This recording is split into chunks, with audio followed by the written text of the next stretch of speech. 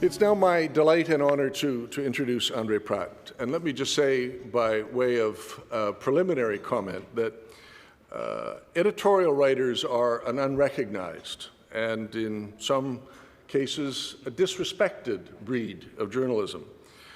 They're often accused of being obvious, irrelevant, or naive by jealous, quote, working reporters. Their job in the cliché of people in the profession is to, quote, come down from the hills after the battle to shoot the wounded.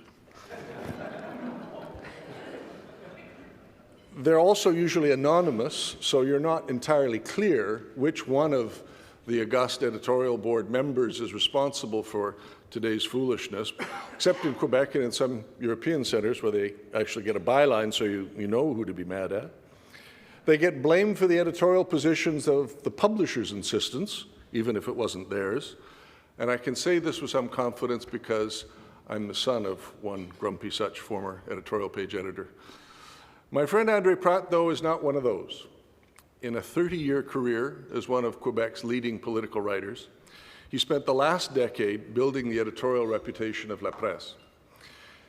Its editorial page is now famous and a must-read for its courage, its determination on the issues that André cares about which we're going to hear in a moment, and its occasional humor. His colleagues have endorsed that view from journalism centers across the country by naming him the best editorial writer in Canada on 3 separate years. I don't think I know of somebody else who's achieved that kind of trifecta.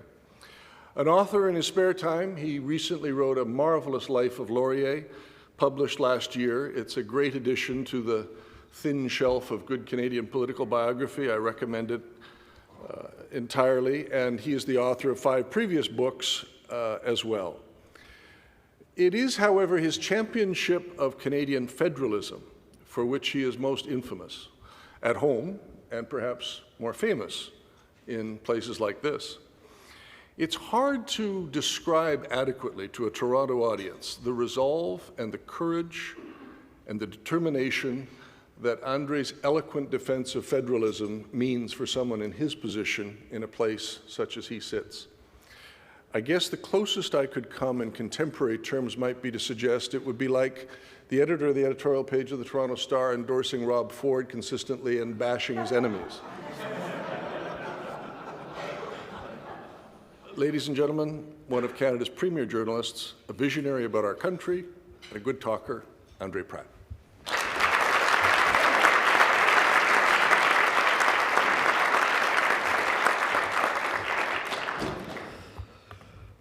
Thank you, Robin, for a much too generous introduction.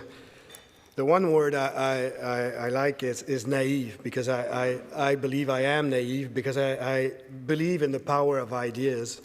I'm not a businessman, I'm not a lawyer, I don't do anything, I just look at people doing things and I comment on it. But I believe that ideas are important, and that you can contribute to how our society is evolving by thinking and spreading ideas and discussing with others and sharing those ideas. It's really a privilege for me to address such a distinguished audience. When I speak in Toronto, I usually have a good Maple Leafs joke, but unfortunately the NHL is in a lockout and therefore I don't have a joke to start with. I must say we also joke a lot about the Canadians these days, but they're not playing either, which means they're not losing. I'll make a few remarks that I'll try to keep as short as possible, because I do really think that it's a great opportunity for me to hear your ideas, your views, and discuss the future of our country, especially after the results of September 4th in the Quebec election. Let me first remind you briefly of the results of that election. The Parti Québécois got 54 seats out of 125 in the National Assembly, so they're 9 shy of a majority. The outgoing Liberals got 50 seats, which really surprised many who thought that after 9 years in power and a very high rate of dissatisfaction, the Liberals would be routed, which did not happen. A new political party called Coalition Avenir Québec, or CAQ, and their members are known as the CAQistes, very strange name. They got 19 seats, which for a new party is not bad, and a party leftist party, Quebec Solidaire, got 2 seats. It's interesting to note that the Parti québécois got 32% of the vote. That's their lowest score, actually, since 1973, which was their second election. In 73, they got 6 seats with about 31% of the vote, and now they're in power with 32% of the vote, and that's a result, of course, of having not only a 2- or 3-party election, but actually 4 or 5 parties that are strong enough. The Liberals got 31%, which is very close again. Even though Mrs. Marois is now premier, she heads a minority government, and a weak one at that. And there is no indication that needs to be said that there is some kind of resurgence of the separatist movement in Quebec. However, the movement is still there and still quite strong. In most polls, if you ask people, would you vote for separation, or usually the word used is sovereignty, they get about 40% of a vote. So that's quite significant still today. The Liberal defeat has brought about the resignation of Mr. Charest, and the Liberals are now in a leadership race with 2 quite good candidates. The CAQ, the new party, is led by François Legault, a former businessman, former Parti québécois minister. It has some potential, but it's not very clear whether they'll become a coherent party enough to become eventually an alternative for government. Quite surprisingly, the first month of the Parti québécois government has been very controversial and has shown signs of incompetence.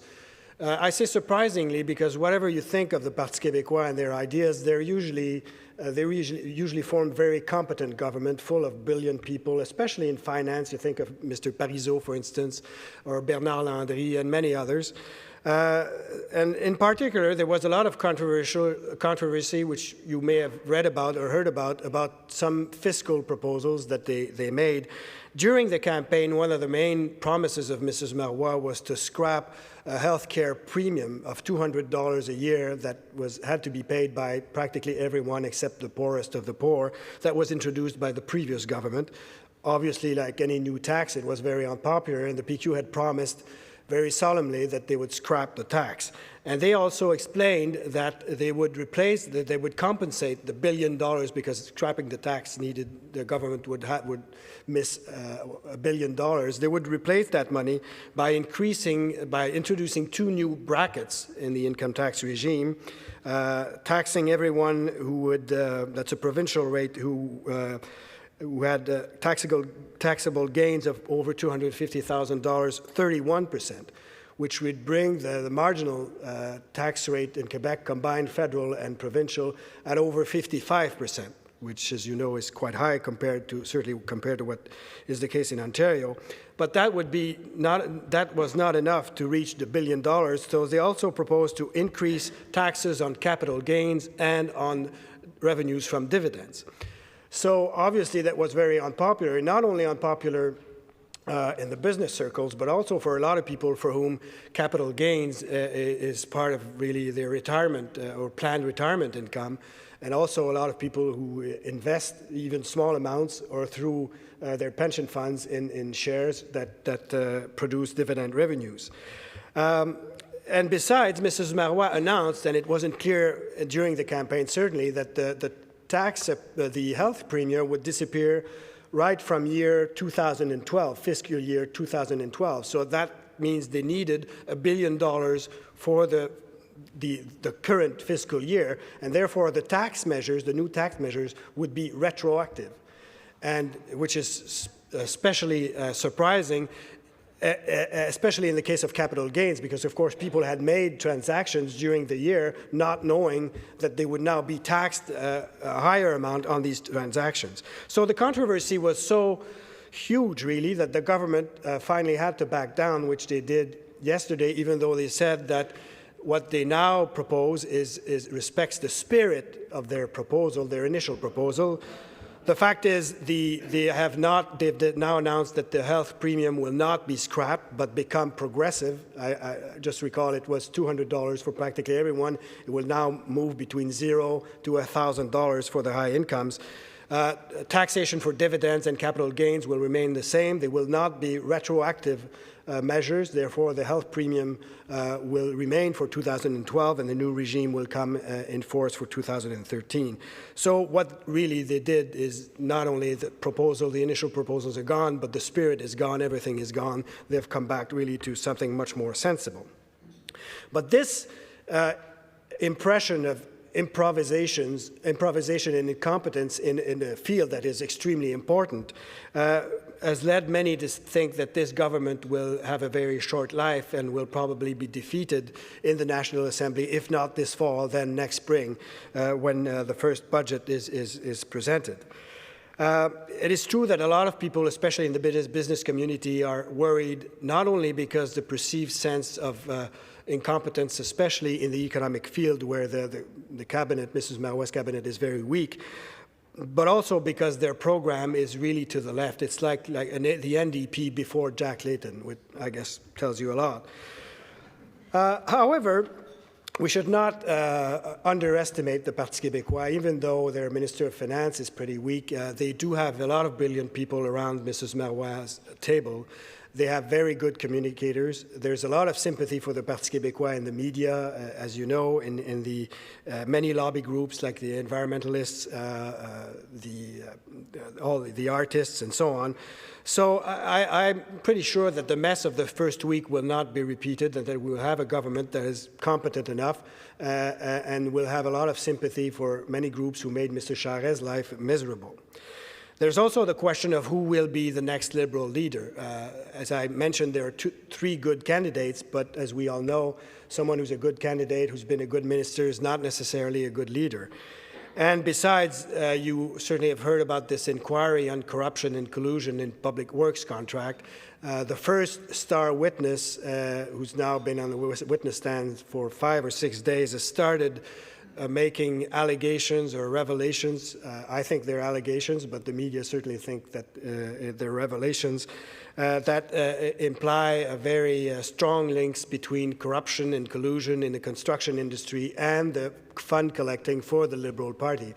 And if this goes on for weeks and weeks and other witnesses confirm these things, obviously the Liberal Party, whoever the leader is, will suffer something like what happened to the Liberal Party of Canada under Paul Martin. And I don't need to tell you that in Quebec especially, the Liberal brand, the federal Liberal brand, is very damaged. And there's also, even though the parties at the provincial level in Quebec, the parties are very different, still there's a connection. There seems to be an impact of what happens to the federal Liberal Party to the provincial party and the reverse.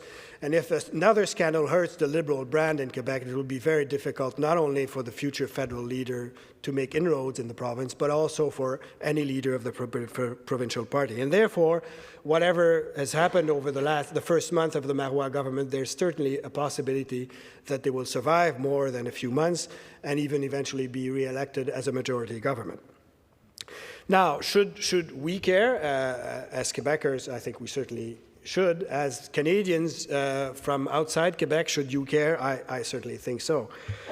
And actually, we should care about politics in Quebec, whatever happens to the Parti québécois, even if they're beaten 3 months from now. But more so if they remain in power, because they will continue and, I would say, intensify a very constant process that has been going on probably since the Bloc Québécois has elected a majority of MPs in Ottawa for about 20 years. And that is a distancing of Quebec from the rest of Canada and vice versa. A process that obviously the Parti québécois has every intention of continuing and pushing. There are many reasons for that rift that is widening between Quebec and the other regions of the country, and I don't want to take too much time explaining how I view this. But certainly, many Quebecers now feel, I wouldn't say hostile, more indifferent to whatever happens in the rest of the country. Besides the 35–40% who would like to separate, many others don't care either about separation or federalism or Canada or Toronto or anything else. Young people from Quebec are like many other young people in the world. They want to learn languages. They have friends from every culture. They want to travel in the world. They're ready to work practically everywhere, but probably not in Toronto. So that a very strong feeling that always has existed in Quebec for many Quebecers, this emotional attachment to Canada as a country that they helped to build, that admiration for Canada's contribution, role in the world, that pride of achieving such a marvelous country that existed has really diminished a lot.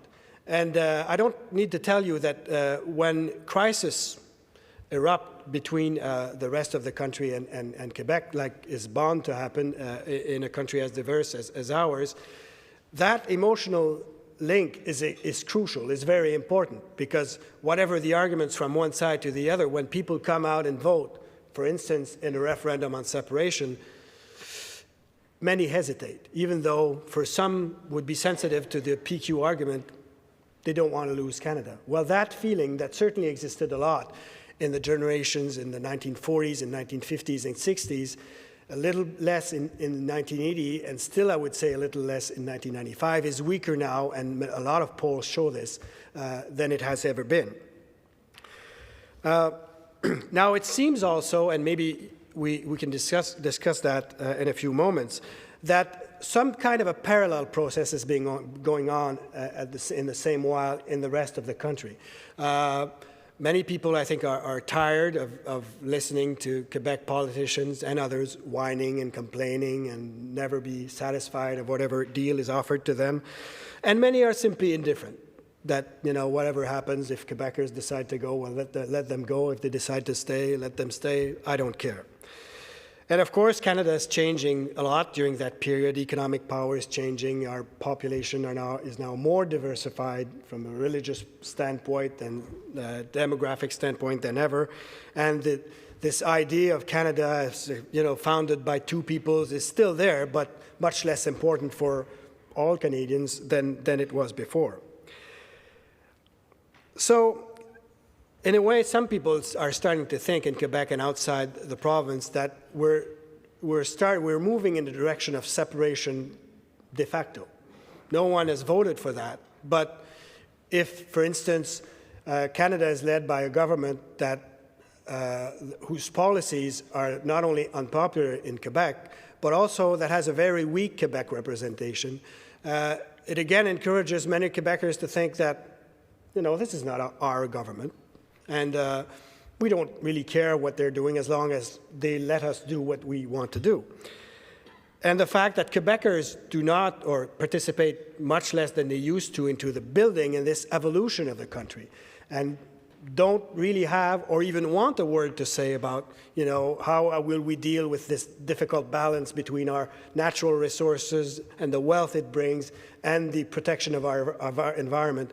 Well, if Quebecers are not part of the game, we lose as a country. I think certainly Quebecers lose, but also we sort of encourage this feeling, mutual feeling, that we're together, but we don't really care about each other.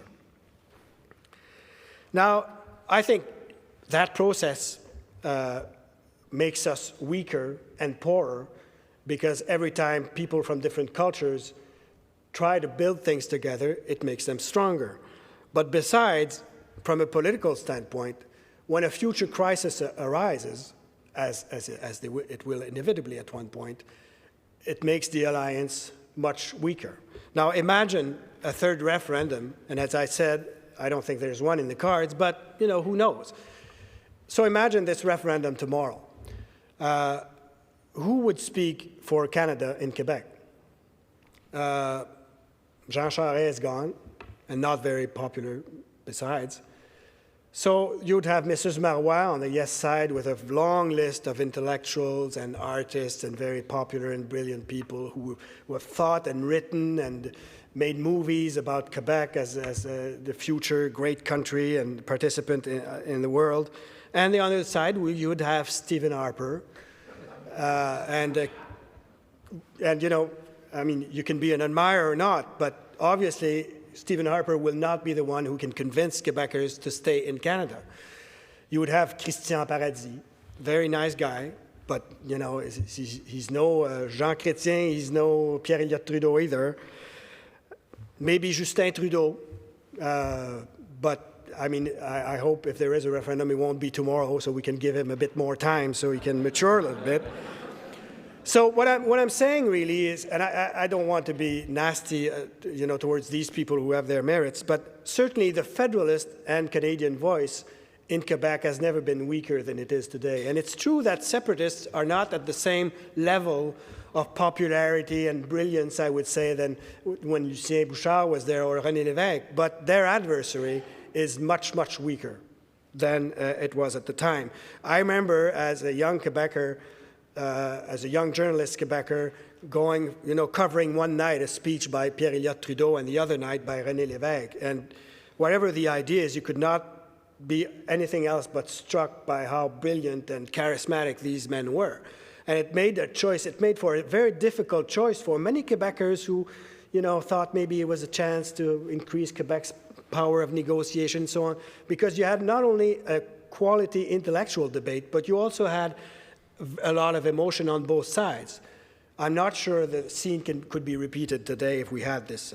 But again, I don't want to talk necessarily about the risk of separation, because I think whatever happens to the PQ and eventual referendum, even if the Liberals are re-elected tomorrow morning in Quebec, this issue of a rift that is increasingly widening between Quebec and the rest of the country makes us weaker. And I think we, as Canadians, even though we're tired about these debates about Quebec and the Constitution and whatever, I think we have a duty to try to bridge that gap between Quebec and the rest of the country. Now, what can we do? As I said at the start, I'm not a politician. I'm not a business person. So all I can do is write articles and books and hope that, you know, one or two people read them and find them interesting.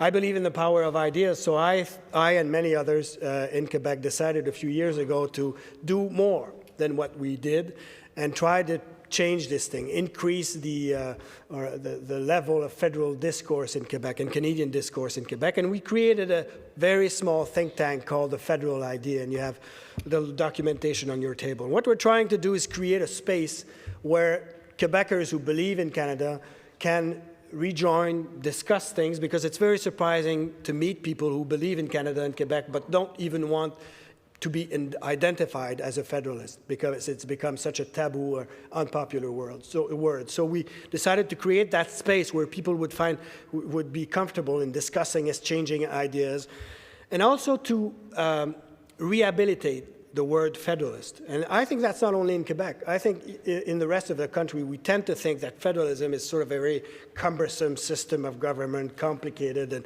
wouldn't it be but much simpler if we had one national government and maybe provincial governments, but not very strong, and it would be a more united country. I think we have to rehabilitate federalism as such, because federalism is not dull. Of course, it becomes a system of government that's very complicated, but it's like any other system of government. It starts with ideas and principles and values. And when you look at the principles and values that underpin federalism, you realize that these values, these principles of tolerance and diversity are also working together to reach common goals and yet respecting every group's autonomy and diversity. This is more pertinent today even than in Pierre Trudeau's time. And if you look at the crisis in Europe, you realize that what they lack is federalism, and that every kind of solution that they're looking at, even though they don't want to say the word too loud, is a federal solution. So we're trying, in our small way, to work. For instance, we publish different studies on federalism in Canada and the world. I want to give you an example of how that can be useful.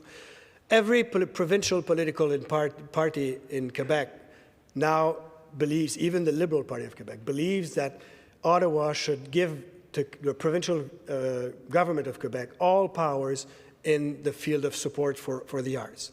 That means the National Film Board would be split, and you would have a Quebec Film Board with money coming from the federal government, and the Council of the Arts would be separated, and you had a Quebec part with some funding transferred from Ottawa. And instinctively, if you ask Quebecers, do you think that culture should be an exclusive provincial jurisdiction? Well, of course, people say, oh, culture, language, French, of course. Only Quebec should. Well, you have to think about it twice. If you ask Quebec artists, even separatists, they will tell you that they enjoy very much having another door they can knock on. If the Quebec government says, well, we're not going to subsidize your play or your exhibition, they like to have other doors, even though they're called Canada doors, they like to have other doors. And that it's the same in all federations. And also, if you look at the budget, you realize that the federal government gives Quebec artists and cultural institutions 33% of the national budget in support for the arts. And obviously, if the Quebec government eventually convinces Ottawa to abandon all jurisdiction for culture, it would transfer back 23% of their money, not 33%. Of course, the Quebec provincial parties say, no, we also want 33% of the money. I don't think that will work. So the federal idea had very respected university professors, experts in the field of support for the arts, publish a study that had a lot of media impact explaining how it worked in Canada from a budget standpoint, from a cultural diversity standpoint, how even Quebec artists thought that it was a good thing to have many doors to knock on, and how other federations in the world dealt with these issues of what is the best national strategy to support the arts when you're in a federation, whether it's Germany or the United States. We've published many such documents, we've organized conferences, we've built links with other organizations. Instead of trying to build a new Canadian Council for Unity that existed before, we've decided to work with other organizations and universities across the country, the Moet Centre here in Toronto, the Canada West Foundation, and we organize events together. Now, we're still very small, and that's why that flyer is on your table, because we need any kind of support you can give us. But more so, I think we have to try to learn to rebuild or to reestablish a dialogue between Quebecers and other Canadians. And when I say this, people say, okay, you want to talk Constitution again? No, that's not what I'm saying. I'm just saying, I know it's difficult to do that, but let's forget the last 40 years. Obviously, if we start from what we tried for the last 40 years, we'll end up at the same place, which is an impasse. But I mean, we have a country that is a great country that obviously has a lot of challenges, and we're certainly better off if we work on these issues together than each on our own side. So the PQ victory certainly reminds us that separatism is not dead, that this issue will not go away. We may find that very frustrating, but it's not surprising, really. We all wish that the country would work without quarrels between provinces and regions and so on.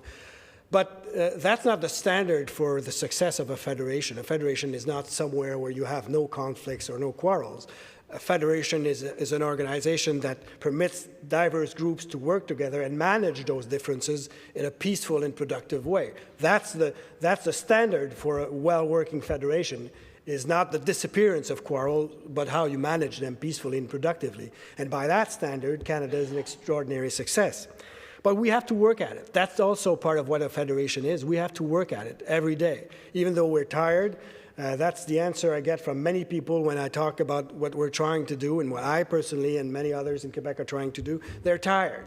Well, once you get tired, eventually you lose your country.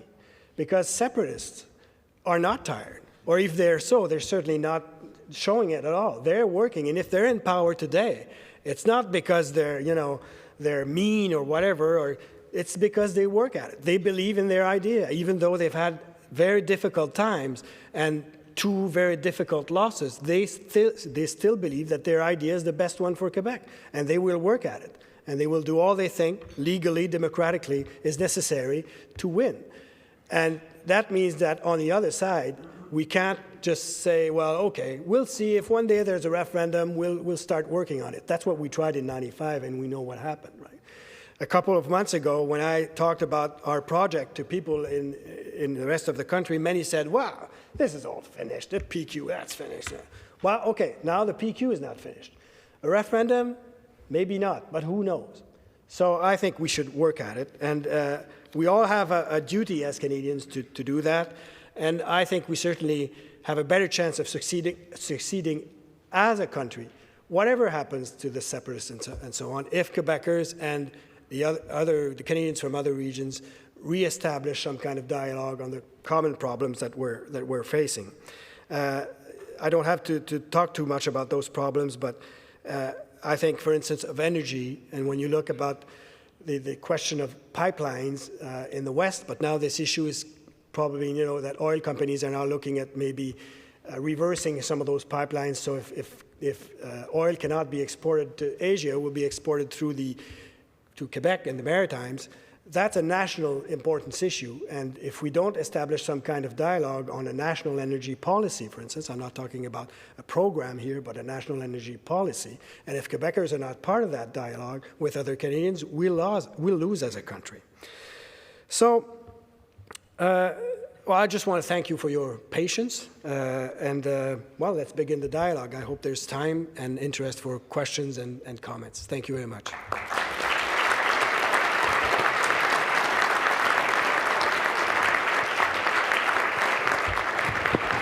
So as Mr. Pratte mentioned, we have a few moments, and he's agreed to take some questions from the audience. So I believe there are some roving microphones around. So if you have a question, please just raise your hand, and they'll get to you. This gentleman over here. You mentioned that to bridge. Oh, sorry, Monsieur Pratte. You mentioned that to bridge les deux solitudes, it required sort of a battle of ideas. So I'd like your comment on a couple of ideas.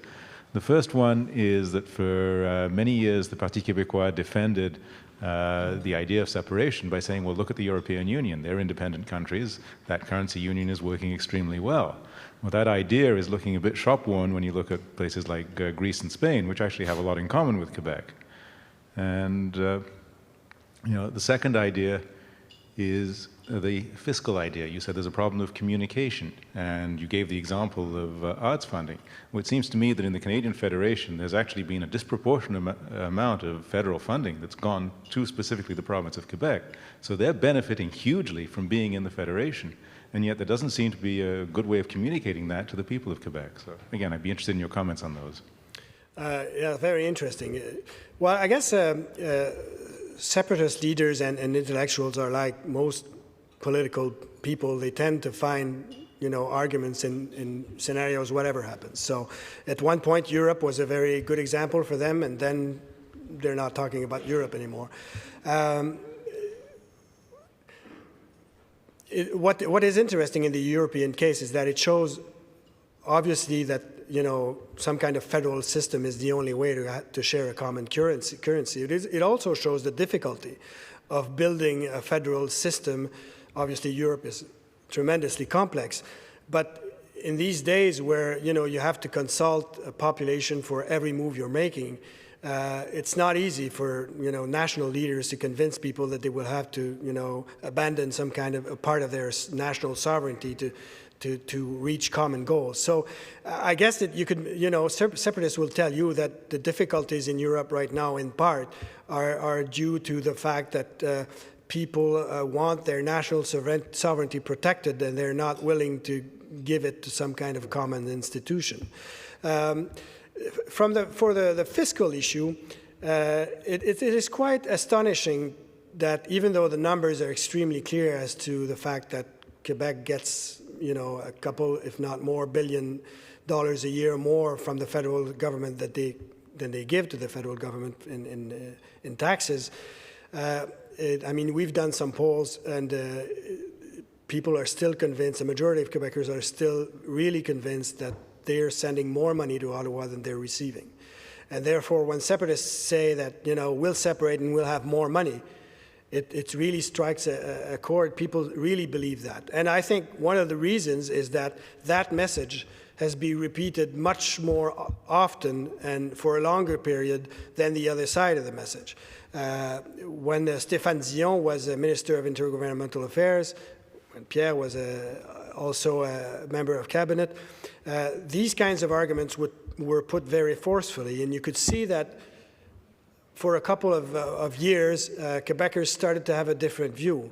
But it doesn't take much, once the voices on one side disappear or quiet down, It's much easier for Quebecers, like for Scottish. I mean, if you read a bit about the debate about the future of Scotland or Catalonia, which you mentioned, and the similarities are incredible. It's the same kinds of arguments, exactly the same kinds. And so it comes back to my point, and of course, I'm a communications guy, so I believe, as I said, very much in the power of communication. But I think simply in these cases where even the facts are clear, but people do not seem to understand or see the facts, it's because the arguments have not been put forcefully enough or constantly enough for people to realize that the facts are this way and not that way.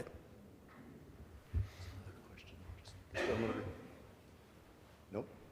Okay. Sorry. Who's got the microphone now? Right here. Mr. Doak. Mr. Pratte, by some estimates, there are 3.5 million English Canadians who speak French of some form or other, 350,000 students a year in French immersion. Does that register with French Quebec and the separatist fact? Is it a force for unity, or is it just ignored? I would say, unfortunately, I think, again, there's quite a bit of indifference. I think Francophone Quebecers, French Quebecers, I wouldn't say they don't care, that would be exaggerating it, but they feel very different. Their universe is now more and more centered on the borders of Quebec. And what happens outside the province, they certainly have sympathy, but they tend to believe, I think, that most Francophone communities are disappearing or will eventually disappear, and there's not much they can do about it. As far as French immersion, that's interesting. I tend to agree with what Graham Fraser wrote just before he became Official Languages Commissioner. He was struck by the fact that so many people in English Canada learned French when they were young, and then for many reasons sort of lost it. And when those people came and tried to get a job at the federal government, for instance, the taxpayers had to pay for these people to relearn the language that they had learned when they were kids. And he thought there was a tremendous waste. And I tend to agree. I think French immersion is nice, but we have to find a way as a country, for the people at least who are interested, that French after high school is not lost. It has to become something more. Graham, for instance, was struck by the fact that in many university departments, French was taught as a foreign language. Well, but I mean, obviously it's difficult because, I mean, as a Francophone, even if I were not part of Canada, I need to speak English. So, I mean, even young separatists today, they want to learn English because they know that English is essential in the world. As an English Canadian, I mean, you may learn French as a youngster because your parents think it's good for you, but after that, besides cultural enrichment or patriotism, if you don't have the occasion to talk French a lot, it's easy to lose the language. I certainly think that we're winners when there are more people in Ottawa, for instance, who speak French. I think we're losers when the federal government sends to Quebec the image of a government that is led by some people who don't speak French. I think that one of the major difficulties of the present government in Ottawa is, besides its policies, is its difficulty in communicating, explaining to Quebecers what they're doing. And, I won't go too long on this, but there are many examples where if the government had sold its policy correctly, not only in French, but correctly, they would have been much more accepted in Quebec than they were. But of course, if you always get the same guy, Christian Paradis, and I mean, I like Christian, he's a very nice guy, but himself, acknowledges that it's not correct for about 75% of the policies of the government to be, sold by an English-speaking minister, and then Christian comes and, translates what the real powerful guy has said.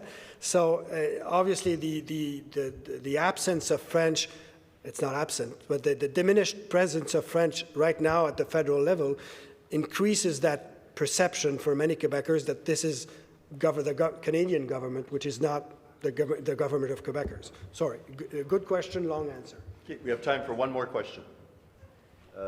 Yes, this gentleman over here.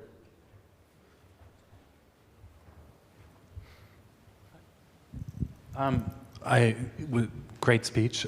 Interested in hearing your thoughts. When you mentioned Federalist voices, you didn't talk about Thomas Mulcair, and I'd be curious to hear where he and his party fits into this landscape that you've described. Sorry, Robin.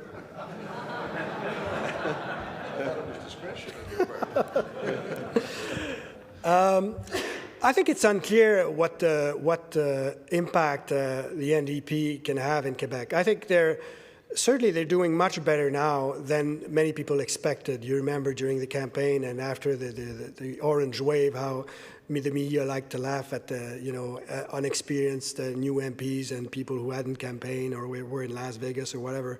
And she's actually doing a quite good job. And many other MPs have shown to, and they're very disciplined. But I mean, this was a very spontaneous thing. And can it last?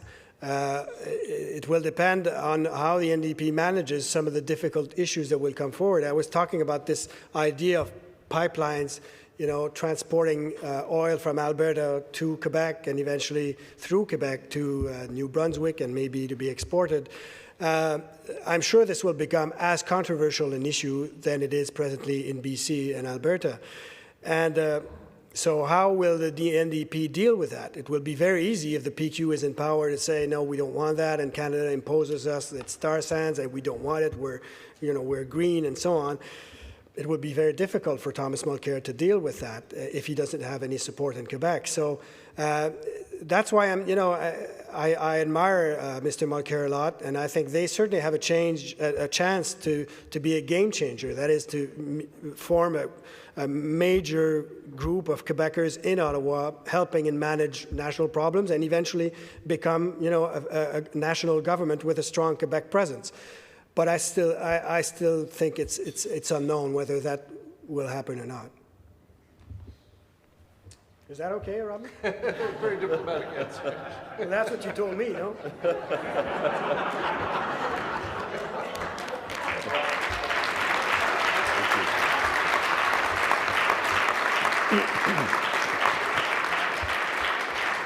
Thank you very much, Mr. Pratte. I'm a newbie to the Empire Club, and this is actually, you were my first assignment, so I said to Robin, it's all downhill from here. But it's always very special for us at the Empire Club to welcome great Canadians from different regions of the country to our podium. And of course, it's also a core part of our mandate as one of the most historically significant venues in the country. Given the recent victory of the separatist government in our neighbouring province, this takes on even a greater importance for Canadians outside of Quebec, whether from, as you mentioned, from business, academic, or the political worlds, as everybody wonders about the bigger picture and how it may impact their own futures. Mr. Pratte, I think you did a superb job today in addressing these and other questions, and not in a one-sided manner, as so many people would expect from other speakers. Just as you always make a point, and we can't help but noticing this with great admiration, you always make a point of leaving space in your newspaper for ideas and viewpoints contrary to your own. You've given us today a better understanding of the often complex and very perilous world of Quebec politics, while nevertheless staying true to your own deep Federalist convictions.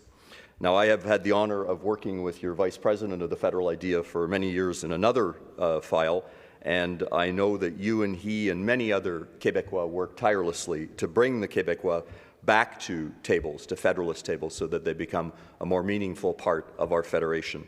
And sometimes we get tired of talking about this in English Canada, as you pointed out, but it's just so important that we can't. So on behalf of my fellow board members at the Empire Club and those audience members in the room, and of course the thousands of Canadians who have benefited from hearing you today on television, I want to thank you for accepting to address us on a topic that in many ways is one of the most determining factors in our national identity as Canadians. So please know that you're welcome to come back and talk to us anytime. And in the interim, we wish you much continued success in running the most influential French language publication in North America. And to conclude, there are many francophones in the room, so un dernier mot en français. Et on m'a dit que ce serait peut-être la première fois qu'il y a un dernier mot en français à l'Empire Club du Canada. Mais merci, et même si on ne chantera pas Jean du pays, aujourd'hui, dans un déjeuner torontois, sachez que vous êtes bien appréciés et que vous serez toujours le bienvenu chez nous. Merci. Thank you.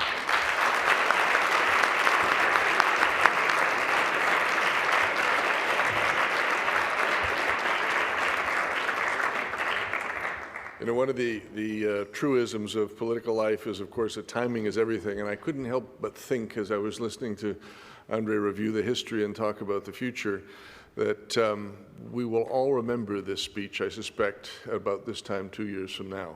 No matter what has happened between now and then, I think André has laid out very sagely the challenges ahead. So let's again say thank you very much for that, and not ignore the important caution that you've shared with us about ignoring each other. I want to say a thank you as well with a form of appreciation in our book, Who Said That? The speeches to the Empire Club of the last 100 years. You'll appear there one day. Finally, you've got a list of upcoming events at the table. Please join us on the 29th of October, Monday, for Ann Sadow, the innovative president of George Brown College. On Wednesday, November 7th, the impressive president of York University, Mamdouh Choukri, and they're both going to be here at the Ontario Room. I'd like to thank Deloitte Touche for sponsoring our events, and also Environics Communications for sponsoring the student table, the National Post as our print media sponsor. This meeting is carried and aired on Rogers TV. We're grateful to them for their continued support. We're on Twitter and Facebook and at empireclub.org. Thank you all for coming. We look forward to seeing you again. The meeting is now adjourned. Thank you.